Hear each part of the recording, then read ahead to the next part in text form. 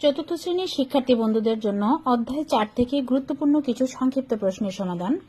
1 নম্বরে বলা হয়েছে ভাজ্য কাকে বলে? যে সংখ্যাকে ভাগ করা হয় তাকে ভাজ্য বলে। ভাজক কাকে বলে? যে সংখ্যা দ্বারা ভাগ করা হয় তাকে ভাজক বলে। ভাগফল কাকে বলে? ভাগ করে যে সংখ্যা পাওয়া যায় তাকে ভাগফল বলে। ভাগশেষ কাকে বলে? ভাগ করার পর যে সংখ্যা অবশিষ্ট থাকে তাকে ভাগশেষ বলে। নিঃশেষে বিভাজ্য না হলে ভাজ্য নির্ণয়ের সূত্র কি? ভাজ্য সমান ভাজক গুণ ভাগফল যোগ ভাগশেষ। ভাজক নির্ণয়ের সূত্র হচ্ছে ভাজ্য বিয়োগ ভাগশেষ ভাগ ভাগফল। ভাগফল নির্ণয়ের সূত্র হচ্ছে ভাজ্য বিয়োগ ভাগশেষ ভাগ ভাজক।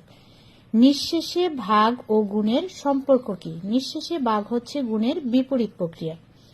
ভাগশেষ ইজ লেস দেন ভাজক এর অর্থ কি? ভাগশেষ ইজ লেস দেন ভাজক এর অর্থ হলো ভাগশেষ সবসময় ভাজকের চেয়ে ছোট হবে।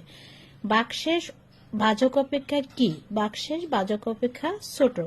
বিয়োগের সংক্ষিপ্ত রূপ কি? বিয়োগের সংক্ষিপ্ত রূপ ভাগ।